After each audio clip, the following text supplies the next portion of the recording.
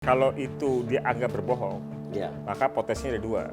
Karena intimidasi atau ancaman, ditekan ya. ditekan, atau karena memang dia bersetuju, bersepakat dengan pelakunya. Dalam hukum pidana dikenal dengan pasal atau perkara keterangan palsu. Iya, ada pasal sendiri ya. Ada pasal memberikan sendiri. Saksi memberikan keterangan palsu. Jadi bisa dipidana. Maka Susi berpotensi menjadi tersangka atas keterangan palsu. Oke, ketemu lagi bersama saya Surya Utama, SIP, Sarjana Ilmu Politik. Bukan Uya-Kuya, Surya Utama. Karena ketemunya orang penting, jadi harus nama lengkap. Ya. Pak Edwin Partogi sebagai Wakil Ketua LPSK, Lembaga Perlindungan Saksi Korban. Oke, kita terakhir pernah ketemu di Zoom. Di Zoom. Terakhir kita nggak sengaja ketemu di Amerika ya? Iya. Lagi kunjungan dulu kasus untuk penanggulangan terorisme ya? Terorisme.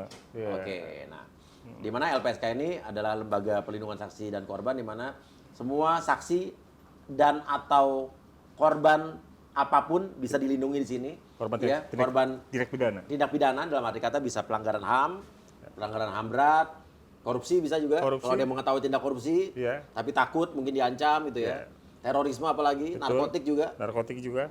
Semuanya, perdagangan orang, seksual, perdagangan orang, pemerkosaan, di sini akan dilindungi dan ini ada anggarannya dalam APBN jadi gratis ya. Gratis. Nah, oke. Nah, tapi kita akan bahas dulu yang pertama adalah temuan LPSK ya soal kasus Susi, kasus Sambo ya, Ferdi Sambo ya, Ferdi Sambo, di mana Susi, ART Ferdi Sambo diduga beri keterangan palsu dan LPSK minta hakim bertindak tegas. Jika benar berbohong, hakim diminta tegas pidanakan ART Ferdi Sambo. Kita udah lihat kemarin videonya, Pak ya. Oke, kita putar dulu mungkin ya. Saudara saksi ini dari tadi ketika ditanya majelis dan sebagainya seperti terdiam dan kemudian ada jeda. Ini saudara jujur saya jawab.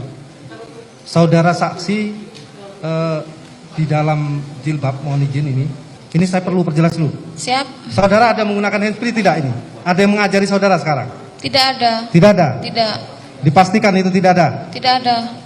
Saudara saksi saat ini masih bekerja di rumah Siap, Pak? Masih digaji di situ?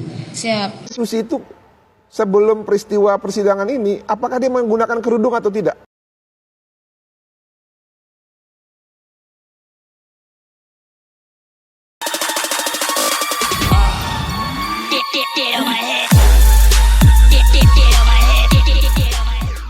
Tuh, yang banyak kan tidak tahu atau keterangannya berubah-ubah sampai dicurigai sama salah satu pengacaranya Baradae ya. Kemarin katanya apakah di dalam jilbabnya itu ada earpiece atau alat komunikasi oleh jaksa itu. Oleh jaksa, JPU ya. JPU ya. Dan pengamat yakin katanya ART Ferdi Sambo juga Susi ini di bawah tekanan, minta LPSK ambil alih. Dan kita lihat juga nih, sebelumnya ada foto-foto Susi sebelum disidang, bahkan sampai rekonstruksi tidak menggunakan hijab.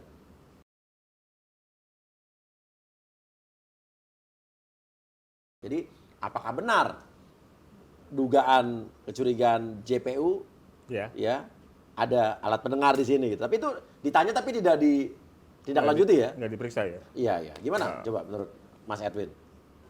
Ya, ada dua kemungkinan bahwa dia memberikan keterangan itu dalam tekanan, ada ancaman intimidasi membuat keterangan seperti itu. Ya.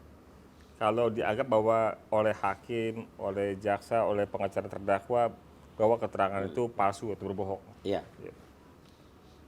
Namun sebenarnya ada potensi lain terbuka juga bahwa si saksi ini menjadi bagian dari pelaku. Oke, ada dugaan saksi ini mungkin yang diduga berbohong ini, keterangan berubah-ubah bisa jadi bagian dari pelaku. Dari pelaku. Jadi bisa berubah nih dari saksi bisa jadi nanti jadi tersangka juga mungkin dong ya? Ya terbuka. Oke. Nah, artinya maksud saya kalau itu dianggap berbohong, maka potensinya ada dua. Karena intimidasi atau ancaman. Ditekan. Atau karena memang dia bersetuju, bersepakat dengan pelakunya. Sehingga dia mengikuti arahan kemauan dari para pelaku. Keterangan apa yang harus disampaikan pada persidangan. Nah, di dalam persidangan, sebenarnya semua pihak yang diperiksa dalam persidangan itu harus memberikan keterangan yang benar, keterangan yang jujur, yang memang mereka lihat, dengar, ketahui. Gitu loh. Nah, jadi karena itulah kemudian dalam hukum pidana dikenal dengan pasal atau perkara keterangan palsu. Iya, ada pasal sendiri ya. Ada pasal sendiri. Saksi memberikan keterangan palsu. Jadi bisa dipidana. Gitu. 270 apa berapa gitu ya. Gitu. Jadi keterangan palsu itu memang menjadi sesuatu fasilitas yang diberikan oleh undang-undang, oleh hukum pidana untuk hakim dapat punishment, dapat menghukum. Oh, hakim ya? Hakim. Nggak perlu lewat polisi lagi? Lewat polisi nanti. Oke. Jadi hakim itu kalau merasa bahwa dia keterangan palsu, dia bisa memerintahkan kepada jaksa. Iya. Meminta jaksa agar saksi ini diperiksa. Kembali ke polisi nih? Kembali polisi, diperiksa. Ya kan? Di BAP lagi? Ya, di BAP sebagai perkara keterangan palsu. Iya. Gitu loh. Iya. Nah, itu nggak berlaku kepada terdakwa. Oke, jadi kalau terdakwa ngasih keterangan palsu, Ya, tidak wajar aja. Iya, tapi kalau saksi Nggak boleh. Nggak boleh, karena dia apalagi dia di bawah sumpah ya. Iya. Iya. Jadi semua keterangan yang dihadapkan di persidangan, kecuali keterangan terdakwa, itu harus keterangan yang benar. Iya. Gitu loh. Kalau nggak benar, ada ancaman hukumannya, keterangan palsu tadi. Gitu loh. Jadi hanya bolehkan, dikecualikan kepada terdakwa. Oke. Jadi kalau terdakwa itu bohong segala macam, ya orang mafum. Ya, Ya orang kan? dia makan Namanya dirinya gitu ya. Dia terdakwa, dia bakal dipidana. Dia udah tahu ya, Itu resiko pembelaan dia, dirinya adalah berbohong. Iya, kan bagaimana supaya dakwaan itu nggak terbukti. Iya. Ya kan? Gitu. Tapi yang lain nggak boleh berbohong. Iya. Gitu. Nah, itu yang saya sampaikan bahwa sebaiknya dicoba aja, dilakukan saja oleh hakim. Kalau hakim punya keyakinan bahwa keterangannya itu bohong, ya Ajukan. langsung ajukan. Kan kemarin sempat ada dari JPU bilang mau dipertimbangkan Pak Hakim supaya dia bisa dijadikan tersangka katanya dengan pasal pemberian keterangan palsu. Dan kata hakim akan dipertimbangkan. Jadi ada kemungkinan Susi ini kalau emang dia benar-benar memberikan keterangan palsu, ada kemungkinan dia bisa jadi tersangka dan bisa juga dikategorikan pelaku. Iya, tersangka sebagai pemberi keterangan palsu. Ya kan? Dan itu kewenangannya pada hakim yang memerintahkan kepada jaksa untuk dilembangkan ke penyidikan, proses penyidikan dalam perkara keterangan palsu. Gitu. Nah, kalau menurut Mas Edwin sendiri ini kan waktu itu kan sempat waktu kasus Sambo pertama kali, Putri sempat diminta Sambo untuk dilindungi LPSK ya. Iya, betul. Sampai ada kasus amplop coklat yang dia mau LPSK dikembalikan ya. Dibilang saya tidak mau nerima. Dan kita nggak tahu amplop coklat itu sampai ke lembaga-lembaga mana lagi yang lain ya.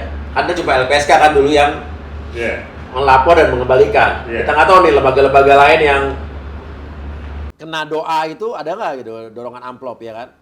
Nah menurut Mas Edwin kira-kira, ada nggak pernah permintaan Susi ini sempat untuk dilindungi LPSK?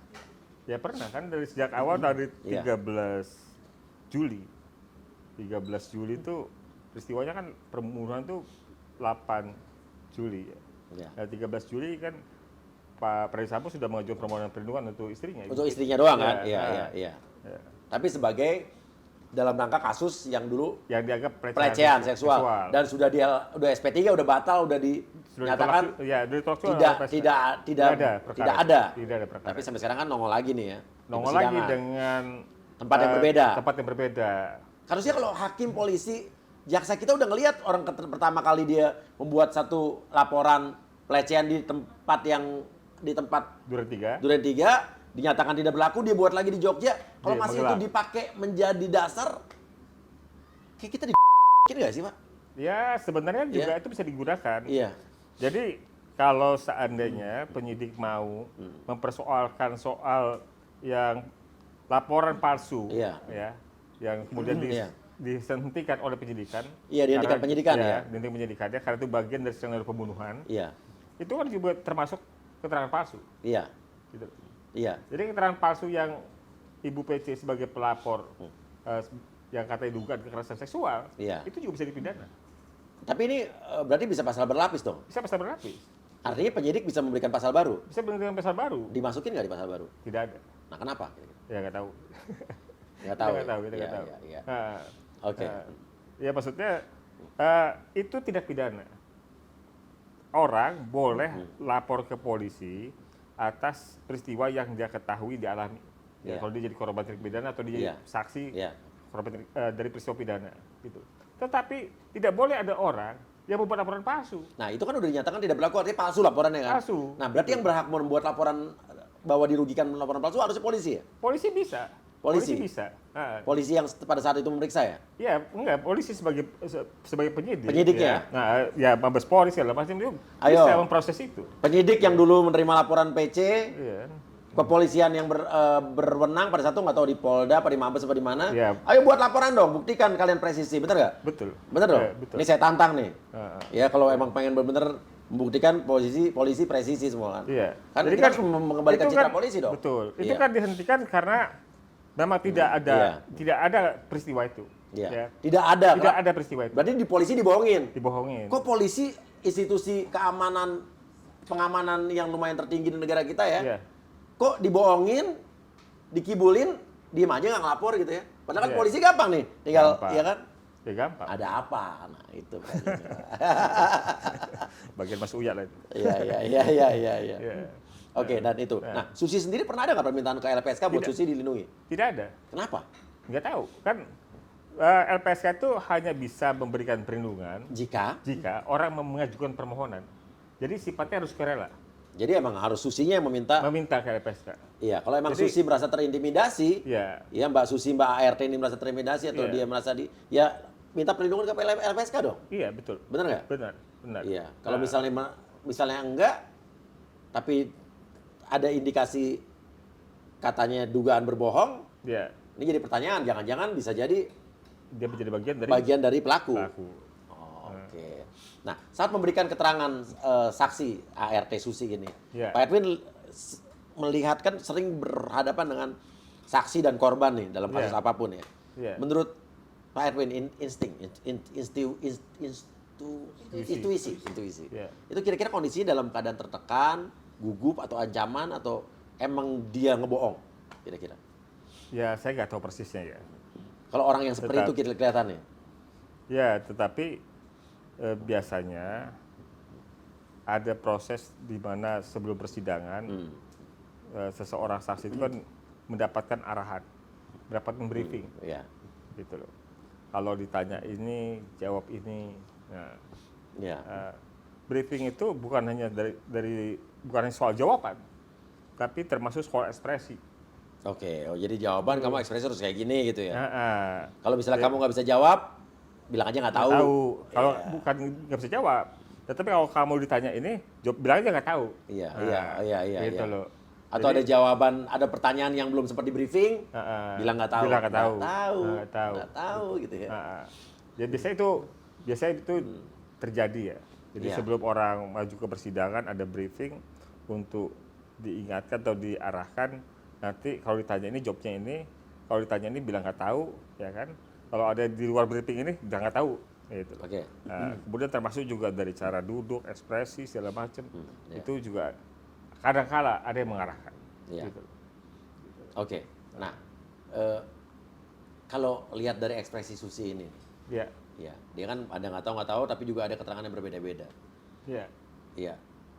Menurut feeling ini dia tertekan nggak kira-kira? ya. Saya nggak bisa nyimpulkan itu. Iya. Tetapi kan bisa saja memang dibuat tampil seolah-olah memang dia punya pengetahuan yang rendah atau dari pura-pura tangkap yang goblok. Ya, PPG Pak ya. Nah, Iya, saya iya, membacakannya agak sulit. Iya. Enggak Pak, saya yang ngomong aja ya. Saya kan ya santai Pak. Iya. Jadi kita nggak tahu dia apa, jangan-jangan sengaja dibikin PPG ya. Iya. Iya, Gitu. padahal dia pinter sebetulnya gitu kan. Bisa jadi, ya kan. Kita kan nggak tahu, kita nggak pernah berinteraksi sama dia, ya kan? Iya, Bagaimana sebenarnya. Gitu. Iya. Ah. Oke. Nah, kita lihat sekali lagi coba cuplikan saat Susi memberikan keterangan. Kuat itu sebagai apa di rumah? Saya tidak tahu, Mulia. Kenapa saudara Putri pindah? Saya tidak tahu itu. Ya siapa namanya? Tidak tahu. Hah? Saya tidak tahu sejak kapan. Jam berapa? Jamnya saya tidak tahu. Saudara tidak tahu. Pulangnya jam berapa? Jamnya saya tidak tahu, tapi kalau mau Seberapa sering? saya tidak tahu. Kalau tidak benar berarti saudara berbohong. Saya tidak tahu. Itu kondisi yang memang sering terjadi. Saya tidak tahu, tapi Nampak tidak? saya tidak tahu. Saudara tidak tahu. Tidak. Kenapa terjadi perubahan jika tidak ada? Saya tidak tahu. Jadi diangkat. Tidak, Bapak. Sejak kapan mobil kedua itu? Mobil kedua kok ditinggal di Magelang. Soalnya pas Om Riki balik ke Jakarta sama anaknya yang cowok naik pesawat kalau nggak salah. Saya nanya soal mobil, saudara jawab pesawat. Nyambung nggak sih? Apakah semua ajudan tinggal di Jalan Bangka? Saya tidak tahu, Mulia. Kenapa saudara Putri pindah? Saya tidak tahu itu. Jadi lagi sama cucu. Waduh, ini jadi salah satu cara yang paling efektif adalah hakim jika emang benar merasa dia berbohong, ajukan gitu ya tadi ya. Iya. Penyelidikan Perintahkan kepada jaksa untuk diproses. diproses. Iya, Bisa kena tuh dia. bisa. Kenapa kemarin kira-kira kan ada yang nanya tuh jaksa pakai alat pendengar gak? Nah. Kenapa nggak sampai ada yang meriksa gitu loh? Cuma sampai pertanyaan itu doang. Iya, iya. Ya, saya juga nggak tahu kenapa begitu ya. Tetapi sepertinya hakim punya pertimbangan lain ya. Iya. Pertimbangan dari hakim itu, hakim akan mungkin kalau tidak salah akan menghadirkan Susi dalam keterangan terdakwa lainnya lagi. Gitu. Iya. Artinya dia diminta Saksi-saksi lain apa terdakwa lain? saksi lain ya. Jadi dia diminta standby untuk kalau memang kemudian dibutuhkan konfrontasi, dia langsung bisa dihadirkan. Iya, iya. Sekalian langsung gitu ya. Iya betul. Jadi memang masih seperti hakim masih mau memastikan Oke. bagaimana posisi si saksi Susi ini, apakah benar palsu, bohong, atau memang seperti itulah kebenarannya dalam pengetahuan dia. Ya, dan sebelumnya pas saat rekonstruksi dan di foto keluarga juga tidak pakai hijab, Iya. tiba-tiba hijrah. Mudah-mudahan emang benar hijrah ya. Iya, iya. Iya. Oke, ada lagi nih. Ajudan Sambo bawa alat perekam saat diperiksa tapi ketahuan penyidik. Oke, emang boleh Pak? Jadi masuk ke dalam, setahu saya waktu saya kemarin diperiksa sebagai saksi dan pelapor aja, kita handphonenya disita tuh Pak. Iya. Secara hukumnya nggak ada larangan. Iya. Secara hukum acaranya tidak ada larangan, tetapi memang lazimnya keterangan itu kan keterangan pro justisia. Iya. Keterangan pro justisia itu artinya keterangan itu diberikan kepada penyidik. Iya. Gitu. Bukan untuk kepentingan si pemberi keterangan, Iya. tetapi untuk kepentingan proses hukum, Iya, proses iya. penegakan hukum. Gitu loh. Jadi karena itu kemudian akan dituangkan dalam berita acara Iya. pemeriksaan. Iya. Nah, berita acara pemeriksaan itu yang bisa mengakses biasanya pada nantinya adalah salah satu terdakwa, Iya. karena itu jadi bahan pembelaan. Gitu loh. Ya. Tapi kalau kemudian ada proses perekaman dalam pemeriksaan Ya. itu kan ada dua kemungkinan, gitu loh. Kemungkinannya pertama bahwa yang meminta supaya proses itu direkam untuk memastikan apakah keterangan Sesuai nggak dengan orang itu sesuai nggak dengan ordernya. Iya. Iya. Sesuai dengan orderannya gitu loh, ya kan? Iya. Jadi itu yang menimbulkan kecurigaan kan, Iya. bahwa perekaman itu punya maksud lain. Iya, Ya. iya. Perekaman itu mencocokkan untuk memastikan bahwa pemberian keterangan itu sesuai dengan harapan yang memesannya. Iya, Nah, iya. gitu. Baradae kan berarti dia bisa mendapat perlindungan LPSK berarti ya? Sudah ada dia? Sudah ada perlindungan Oke, LPSK. sejauh ini gimana? Sejauh ini Peran LPSK di dalam pemberian perlindungannya. iya pemberian perlindungan gimana? Jadi dari sejak awal ketika kami melakukan pendalaman kepada Baradae karena dia iya. menjadi pemohon perlindungan di awal bersama Ibu PC, Iya. versi yang disampaikan itu versinya Sambo, Iya. ya, tembak menembak. Iya. Itu yang sejak awal saya nggak bisa terima Ya. argumen itu karena kami punya pengetahuan ada luka di belakang kepala. Kepala. Ya, tembak menembak itu kan berhadapan. Iya. Kok bisa ada luka belakang Iya. kepala gitu loh. Iya. Tapi saya nggak paksakan dia itu jujur. Iya. Gitu. Saya hanya katakan bahwa waktu itu belum ditetapkan sebagai tersangka. Iya. Saya hanya katakan bahwa kalau kamu pakai argumen ini, Richard, kalau kamu pakai argumen ini, Iya. kamu tidak bisa berlindung di opermah. Iya. Opermah itu perbuatan pidana yang tidak bisa dipidana. Iya. Nah, gitu loh. Karena ada alasan pembenarnya. Iya. Gitu loh. Membela diri. Nah, terus saya nggak bisa, kamu nggak bisa berlindung dengan pasal opermah. Gitu. Karena tembakan kamu itu bukan 1-2, tembakan banyak gitu loh. Di tubuhnya Richard itu, di tubuhnya Joshua itu ada 5 tembakan masuk. Ya. Cepat atau lambat kamu kan jadi tersangka.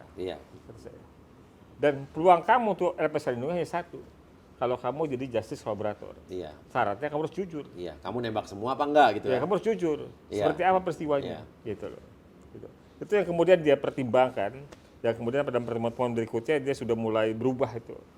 Namanya ekspresi segala macam sampai kemudian pada satu kesempatan dia setelah berdoa dia mengakui apa yang sebenarnya terjadi kepada salah satu jenderal di Mabes Polri bahwa peristiwa seperti apa. Gitu.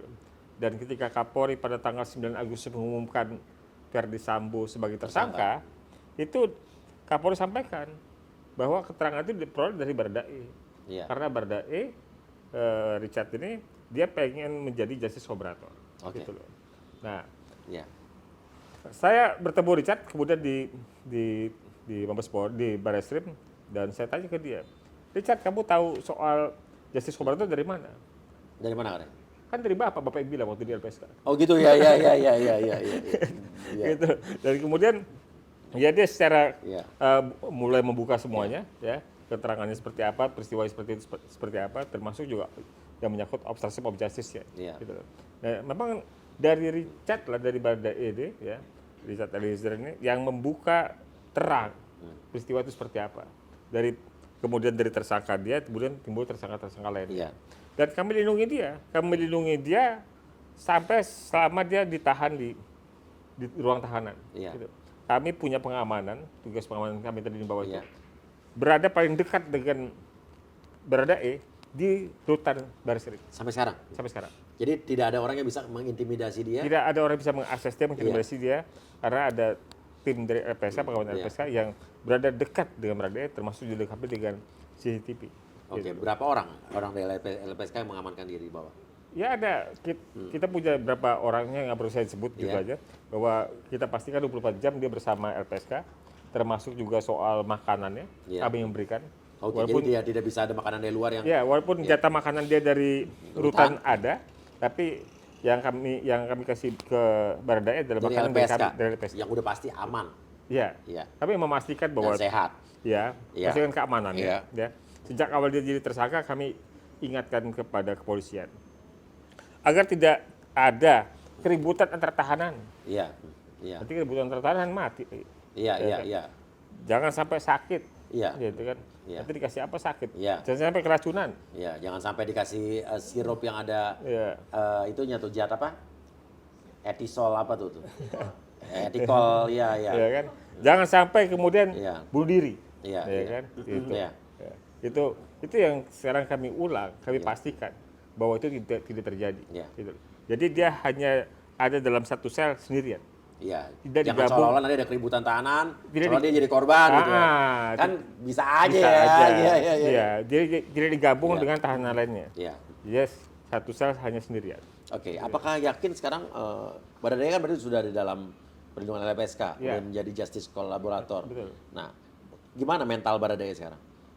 Menurut saya dan perkembangannya cukup baik Dan dia di persidangan udah berkata jujur menurut dia berarti? Tidak berubah-ubah ya? Sejauh ini kan dia sudah menyampaikan permintaan maaf ke orang tua Joshua. Betul, minggu lalu. Sudah menyampaikan secara langsung bahwa dia akan membela Joshua, kehormatannya Joshua. Ya kan? Termasuk juga ketika kemarin pada saksi Susi juga kan dia beberapa hal itu dia sampaikan bahwa itu keterangan itu bohong. Gitu. Karena memang tidak sesuai dengan faktanya. Gitu. Sampai kemarin sempat juga waktu Susi memberikan keterangan, Baradae dan pengacaranya Pak kemarin ya ketawa juga sampai geli sendiri nih lihat si Susi ini. Kuat itu sebagai apa di rumah? Saya tidak tahu, Mulia. Saudara tidak tahu pada saat saudara masuk bekerja. Siap, Mulia. Sering melihat saudara kuat. Sampai geli sendiri ya. Saya juga geli lihatnya. Oke. Nah, tapi Baradae itu berarti pengakuan terakhir berarti dia emang ikut menembak, tapi dia disuruh atas perintah. Atas perintah dari Sambo. Dan setelah itu Sambo menembak. Iya, betul. Menembak. Yang mematikan adalah tembakan terakhir. Tembakan terakhir. Tembakan di kepala. Di kepala oleh Sambo. Oleh Sambo. Oke, Baradae mengaku dia nembak di mana aja waktu itu? Ya pokoknya dia nembak bagian depan gitu segala macam. Karena kan kalau dia berhadapan-hadapan. Iya, iya. Gitu. Kalau Ferdi Sambo menurut keterangannya menembak tuh ketika Baradae sudah dalam keadaan Telungkup. Telungkup. Udah telungkup, udah nggak berdaya, ditembak Iya. dari belakang. Nah, Oke, tapi Ferdi Sambo kan sampai sekarang bersikeras dia nggak tidak mengakui. tidak mengakui ya. Tidak mengakui. Oke, bagaimana nih pembuktiannya jadinya? Gini, di hukum pidana itu, di hukum acara pidana itu sudah disediakan beberapa alat bukti. Jadi alat bukti itu bukan hanya keterangan saksi Iya, atau terdakwa. iya. Ya ada keterangan saksi, ada juga keterangan ahli. Nah, soal kematian orang itu kan dokter yang bisa nanti bilang, ya kan? Iya. Gitu. Ada forensik. Ada ya. forensik. Artinya tembakan ketika ditembak itu pertanyaannya misalnya, dia ditembak dalam keadaan hidup atau ditembak sudah dalam keadaan mati. Iya. Nah, itu kan bisa dijawab oleh dokter. Iya. Gitu. Iya. Atau tembakan mana yang mematikan? Iya, iya. Gitu. Nah, itu yang Tapi di forensik kedua aja tiba-tiba keterangannya pada satu dibilang katanya nggak ada kekerasan. Di forensik ulang.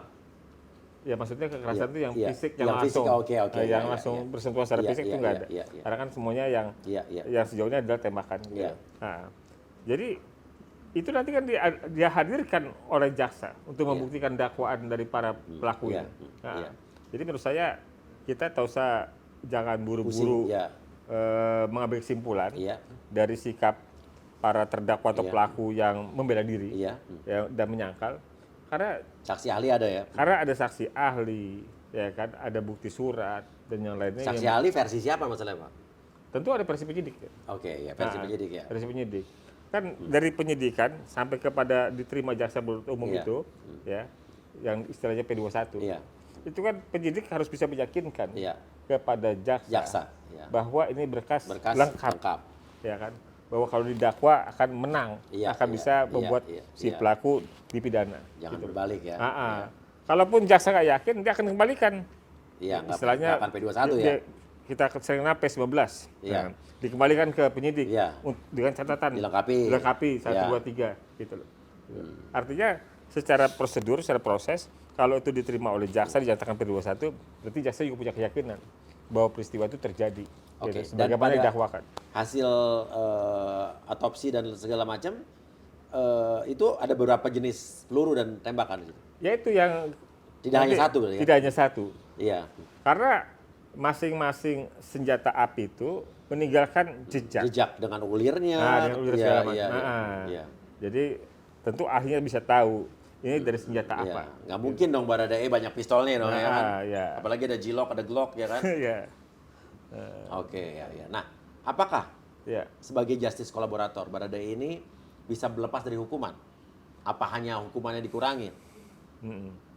Kalau dalam Iya. dalam konsepnya justice collaborator itu Iya. bisa sampai dengan penghapusan pidana. Sampai bebas murni? Bukan hanya bebas murni, Iya. tapi tidak dipidana.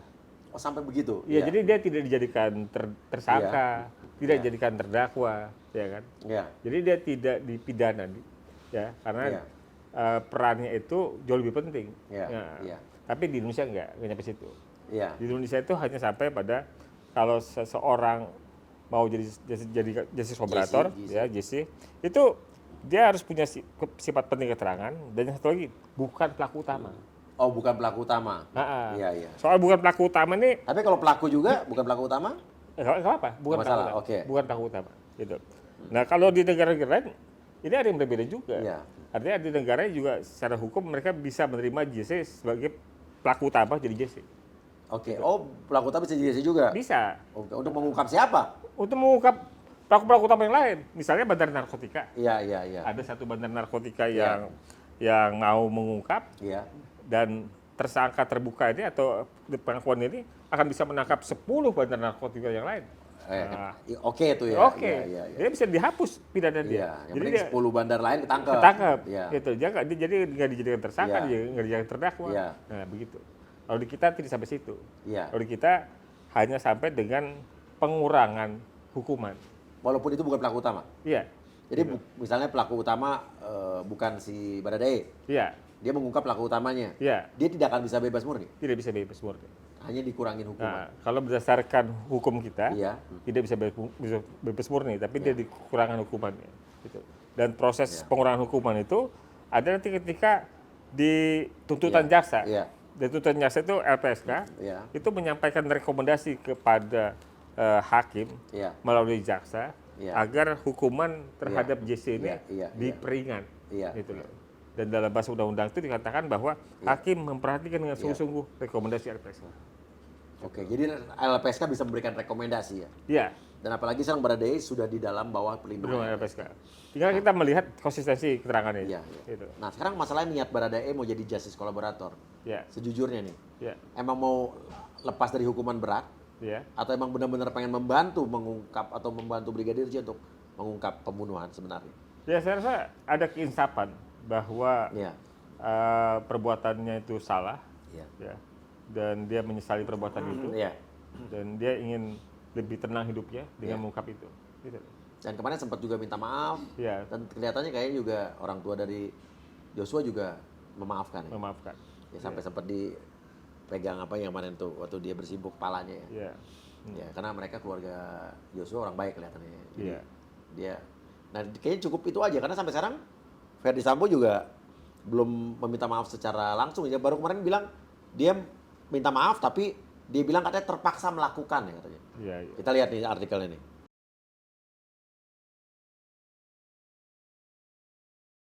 Terpaksa melakukan untuk membela istrinya. Karena itu masih terus alasan yang dibawa-bawa sampai sekarang buat katanya membela harkat kehormatan keluarga ya. Gimana menurut Pak Edwin?